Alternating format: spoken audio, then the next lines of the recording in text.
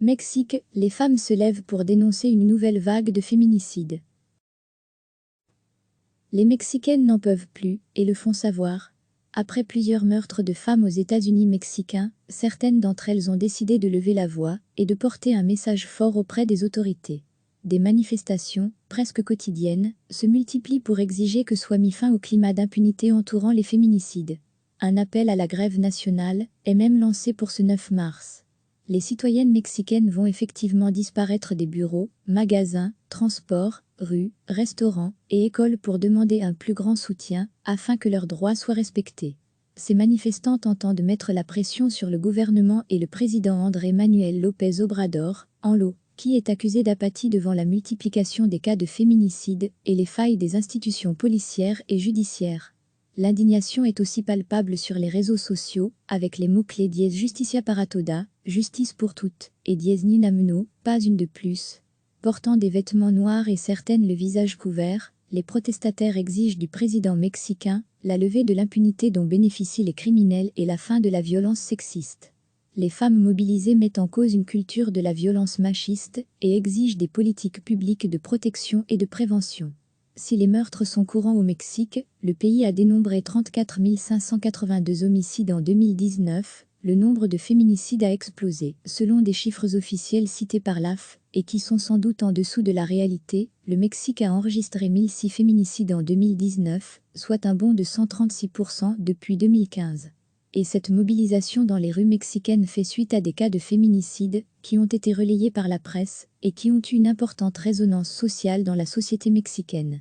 Le 9 février, Ingrid Escamilla est devenue l'une des dernières victimes de la vague de violences sexistes au Mexique. Cette jeune femme de 25 ans a été brutalement assassinée dans l'appartement qu'elle partageait à Mexico avec son compagnon, accusé du crime. La jeune femme a été poignardée par son compagnon, qui l'a ensuite dépecée. La victime a été poignardée, puis éventrée par son compagnon, un ingénieur de vin, et un an son aîné. Ce dernier lui a ensuite arraché les organes, avant d'en jeter certains dans les toilettes, écrit Le Monde. Des images du corps mutilé de la jeune femme ont ensuite été publiées par les tabloïds locaux, déclenchant des torrents de protestations, puis une manifestation massive le 14 février. Quelques jours plus tard, c'est le meurtre d'une écolière de 7 ans qui choque le pays. Fatima Cecilia Aldriguet-Anton, une jeune fille âgée de 7 ans, est portée disparue le 11 février dernier.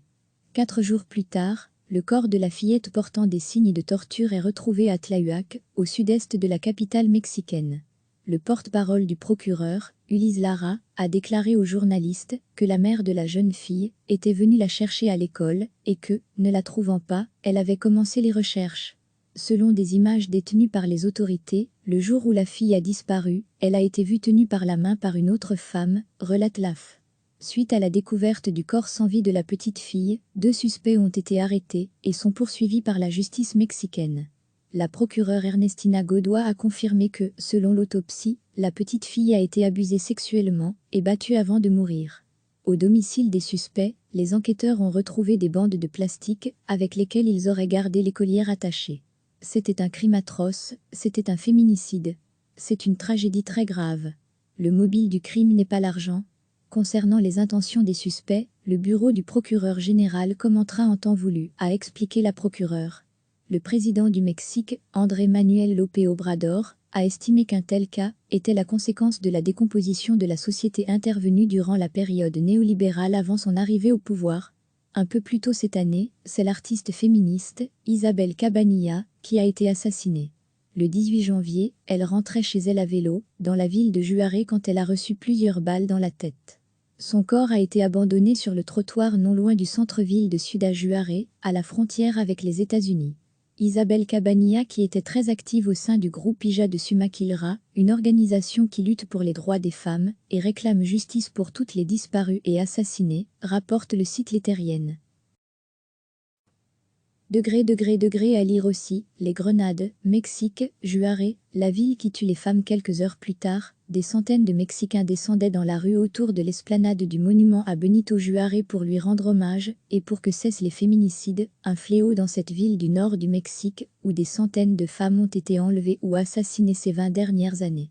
Dans cette ville, située dans l'état de Chihuahua, à la frontière avec les États-Unis, on dénombre plus de 1000 femmes assassinées depuis 1993 et plusieurs centaines de disparues. La ville est d'ailleurs considérée comme la capitale mondiale du féminicide. Ce cri de révolte est devenu un symbole au Mexique, pays meurtri par les violences faites aux femmes. Là-bas, en 2019, 10 femmes par jour ont été assassinées. Féminicide violence femmes, Mexique. Une publication partagée par Brut, @Brut officiel. Le 5 mars 2020 à 1:2.53 PST, le meurtre de ces jeunes femmes a suscité une forte indignation face à un problème qui ne semble plus nouveau pour de nombreux Mexicains, l'omniprésence de la violence sexiste et l'incapacité du gouvernement à prendre les mesures requises pour y mettre fin. Le gouvernement mexicain définit le féminicide comme le meurtre d'une femme en raison de son genre féminin. Selon les autorités, 1006 féminicides ont été commis en 2019, mais les organisations de défense des droits des femmes estiment que ce nombre officiel est inférieur au nombre réel. Ce qui est certain, c'est que le féminicide au Mexique a augmenté de façon inquiétante, avec une hausse de 137% au cours des 5 dernières années, soit 4 fois plus que les homicides, qui ont augmenté de 35% dans le même temps. Une croissance jugée excessive par le chef du bureau du procureur général, Alejandro Gertz Manero. Face à cette situation, les Mexicaines ont décidé de ne pas se croiser les bras, ou plutôt si. Une grève générale des femmes sans précédent a été décidée. Ce sera ce lundi 9 mars. Les femmes qui participent au mouvement ne seront présentes nulle part. Ni dans les écoles, ni dans les administrations, ni dans les restaurants ou les bars. Des rassemblements sont organisés pour protester contre l'impunité et le respect de leurs droits élémentaires. L'initiative a été lancée à travers les réseaux sociaux par le collectif féministe La Bruja del Mardi, originaire de l'état de Veracruz, Est, avec le slogan El Nueve Ninguna se mueve, le 9 personnes ne bougent. Les responsables politiques mexicains, du président jusqu'aux membres du Congrès, ont exprimé leur soutien à cette grève nationale des femmes sans précédent du 9 mars, pour protester contre la recrudescence des violences faites aux femmes. Que les femmes manifestent, elles ont toutes ce droit, elles sont libres. Notre gouvernement garantit le droit d'être en désaccord, a commenté le président Andrés Manuel López Obrador, assurant que les femmes choisissant de faire grève ne subiront pas de représailles. Arusi Inda, représentante du collectif La Bruja del Mardi, a affirmé que la mobilisation du 9 mars ne visait aucune institution ni aucune personne en particulier. Il ne s'agit pas de López Obrador, ni du Parti conservateur, PAN ni du centriste, PRI, a-t-elle déclaré sur la radio Grupo Formula. La maire de Mexico Claudia Sheinbaum a dit avoir ordonné aux organismes dépendants de la municipalité de ne pas prendre de sanctions contre les grévistes. Même directive du côté des instances judiciaires, des sénateurs et députés du pays, ainsi que des universités publiques et privées, que les grévistes soient des employés ou des étudiantes. Le géant des médias Televisa a fait savoir vendredi dans un communiqué que ses employés avaient toute liberté de se joindre à la grève nationale sans aucune conséquence sur leur situation professionnelle. Bitry Gutiérrez Mullet, épouse du président mexicain, a soutenu la grève dans un premier temps, allant même jusqu'à partager jeudi l'appel à mobilisation sur les réseaux sociaux, avant de changer de pied quelques heures plus tard, et de soutenir un mouvement anti-grève sous le slogan « Le 9 je me bouge ». Recevez chaque matin l'essentiel de l'actualité. Les Mexicaines n'en peuvent plus, et le font savoir. Après plusieurs meurtres de femmes aux États-Unis mexicains, certaines d'entre elles ont décidé de lever la voix et de porter un message fort auprès des autorités. Des manifestations, presque quotidiennes, se multiplient pour exiger que soit mis fin au climat d'impunité entourant les féminicides. Un appel à la grève nationale est même lancé pour ce 9 mars. Les citoyennes mexicaines vont effectivement disparaître des bureaux, magasins, transports, rues, restaurants et écoles pour demander un plus grand soutien afin que leurs droits soient respectés. Ces manifestantes entendent mettre la pression sur le gouvernement et le président Andrés Manuel López Obrador, AMLO, qui est accusé d'apathie devant la multiplication des cas de féminicide et les failles des institutions policières et judiciaires. L'indignation est aussi palpable sur les réseaux sociaux, avec les mots-clés Justicia para toda, justice pour toutes, et ni una menos, pas une de plus. Portant des vêtements noirs et certaines le visage couvert, les protestataires exigent du président mexicain la levée de l'impunité dont bénéficient les criminels et la fin de la violence sexiste. Les femmes mobilisées mettent en cause une culture de la violence machiste et exigent des politiques publiques de protection et de prévention. Si les meurtres sont courants au Mexique, le pays a dénombré 34 582 homicides en 2019, Le nombre de féminicides a explosé. Selon des chiffres officiels cités par l'AF, et qui sont sans doute en dessous de la réalité, le Mexique a enregistré 1006 féminicides en 2019, soit un bond de 136% depuis 2015.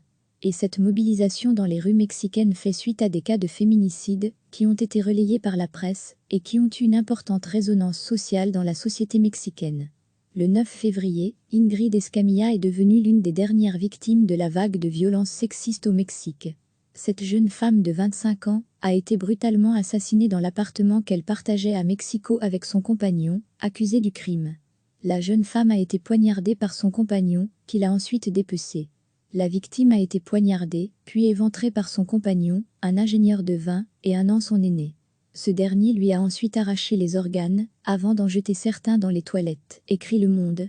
Des images du corps mutilé de la jeune femme ont ensuite été publiées par les tabloïds locaux, déclenchant des torrents de protestations, puis une manifestation massive le 14 février. Quelques jours plus tard, c'est le meurtre d'une écolière de 7 ans qui choque le pays. Fatima Cecilia Aldriguez-Tanton, une jeune fille âgée de 7 ans, est portée disparue le 11 février dernier. 4 jours plus tard, le corps de la fillette portant des signes de torture est retrouvé à Tlahuac, au sud-est de la capitale mexicaine. Le porte-parole du procureur, Ulises Lara, a déclaré aux journalistes que la mère de la jeune fille était venue la chercher à l'école et que, ne la trouvant pas, elle avait commencé les recherches. Selon des images détenues par les autorités, le jour où la fille a disparu, elle a été vue tenue par la main par une autre femme, relate l'AF. Suite à la découverte du corps sans vie de la petite fille, 2 suspects ont été arrêtés et sont poursuivis par la justice mexicaine. La procureure Ernestina Godoy a confirmé que, selon l'autopsie, la petite fille a été abusée sexuellement et battue avant de mourir.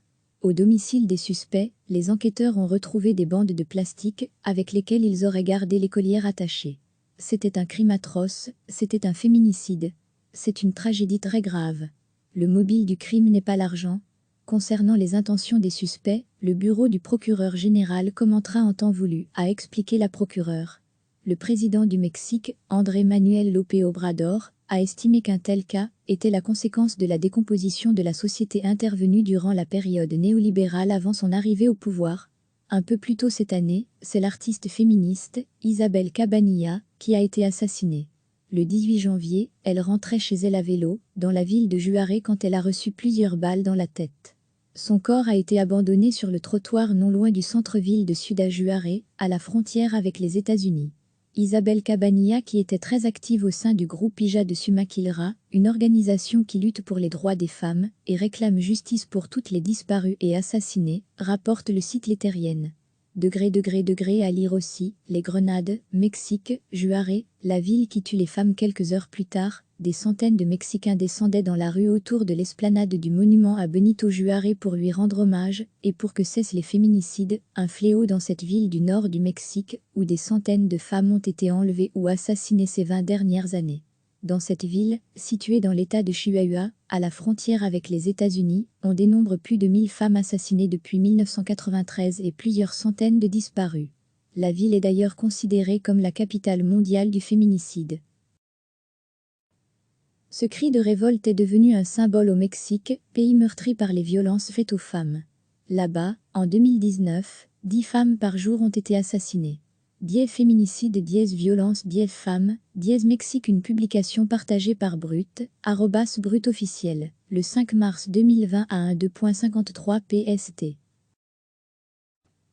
Le meurtre de ces jeunes femmes a suscité une forte indignation face à un problème qui ne semble plus nouveau pour de nombreux Mexicains, l'omniprésence de la violence sexiste et l'incapacité du gouvernement à prendre les mesures requises pour y mettre fin. Le gouvernement mexicain définit le féminicide comme le meurtre d'une femme en raison de son genre féminin. Selon les autorités, 1006 féminicides ont été commis en 2019, mais les organisations de défense des droits des femmes estiment que ce nombre officiel est inférieur au nombre réel. Ce qui est certain, c'est que le féminicide au Mexique a augmenté de façon inquiétante, avec une hausse de 137% au cours des 5 dernières années, soit 4 fois plus que les homicides, qui ont augmenté de 35% dans le même temps. Une croissance jugée excessive par le chef du bureau du procureur général, Alejandro Gertz Manero. Face à cette situation, les Mexicaines ont décidé de ne pas se croiser les bras, ou plutôt si. Une grève générale des femmes sans précédent a été décidée. Ce sera ce lundi 9 mars. Les femmes qui participent au mouvement ne seront présentes nulle part. Ni dans les écoles, ni dans les administrations, ni dans les restaurants ou les bars. Des rassemblements sont organisés pour protester contre l'impunité et le respect de leurs droits élémentaires. L'initiative a été lancée à travers les réseaux sociaux par le collectif féministe La Bruja del Mardi, originaire de l'état de Veracruz, Est, avec le slogan El Nueve Ninguna se mueve, le 9 personnes ne bougent. Les responsables politiques mexicains, du président jusqu'aux membres du Congrès, ont exprimé leur soutien à cette grève nationale des femmes sans précédent du 9 mars, pour protester contre la recrudescence des violences faites aux femmes. Que les femmes manifestent, elles ont toutes ce droit, elles sont libres. Notre gouvernement garantit le droit d'être en désaccord, a commenté le président Andrés Manuel López Obrador, assurant que les femmes choisissant de faire grève ne subiront pas de représailles. Arusi Inda, représentante du collectif La Bruja del Mardi, a affirmé que la mobilisation du 9 mars ne visait aucune institution ni aucune personne en particulier. Il ne s'agit pas de López Obrador, ni du Parti conservateur, ni du centriste, PRI, a-t-elle déclaré sur la radio Grupo Formula. La maire de Mexico Claudia Sheinbaum a dit avoir ordonné aux organismes dépendants de la municipalité de ne pas prendre de sanctions contre les grévistes. Même directive du côté des instances judiciaires, des sénateurs et députés du pays, ainsi que des universités publiques et privées, que les grévistes soient des employés ou des étudiantes. Le géant des médias Televisa a fait savoir vendredi dans un communiqué que ses employés avaient toute liberté de se joindre à la grève nationale sans aucune conséquence sur leur situation professionnelle. Bitry Gutiérrez Mullet, épouse du président mexicain, a soutenu la grève dans un premier temps, allant même jusqu'à partager jeudi l'appel à mobilisation sur les réseaux sociaux, avant de changer de pied quelques heures plus tard, et de soutenir un mouvement anti-grève sous le slogan « Le 9 je me bouge ». Cliquez sur s'abonner pour recevoir les dernières nouvelles.